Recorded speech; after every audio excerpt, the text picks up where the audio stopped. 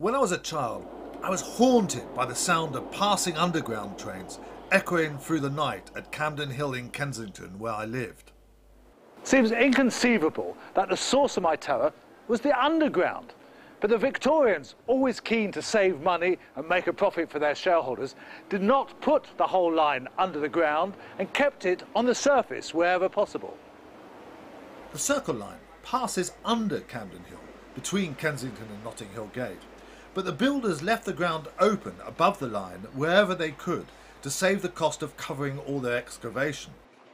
This is an early section of the Underground, built by the Metropolitan Railway in 1868, when the line was operated by steam engines, and therefore these open sections provided much needed ventilation.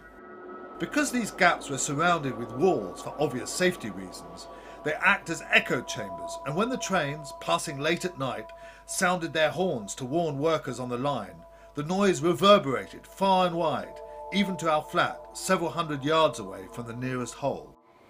It turned out that my fears were a legacy of the way that the Victorians had designed the Underground. Despite the frequent delays endured while crammed into crowded carriages, like many children of my generation, I fell in love with the Underground at an early age. It represented freedom and adventure, a seemingly limitless network of stations with wonderfully exotic names such as Cockfosters and Burnt Oak. Trips to the end of the line were particularly exciting, passing places like Totteridge or Thaden Boys that still, in the 1960s, had the feel of a distant village, although they were easily within reach of one of the world's greatest cities.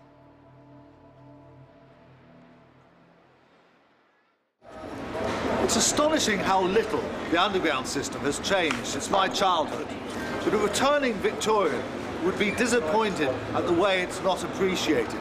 London is all too ready to complain about the inadequacies of the system, but fail to understand the reasons for them. Taking a trip along the oldest section of line, from Paddington to Farringdon, which opened in 1863, it becomes clear why so few of today's travellers are aware of the Underground's proud origins. There is precious little to show that this section of line, now shared by the District, Metropolitan and Circle lines, has such a historic significance. The original stations, built in simple Italianate stone style, have all been replaced, and though some of their successors still portray their Metropolitan Railway heritage, none show the original date when the system first opened. At Paddington, I searched in vain for any recognition of the Underground's history. Similarly, at Edgware Road, there is nothing to suggest that this is part of the route of the world's first Underground line.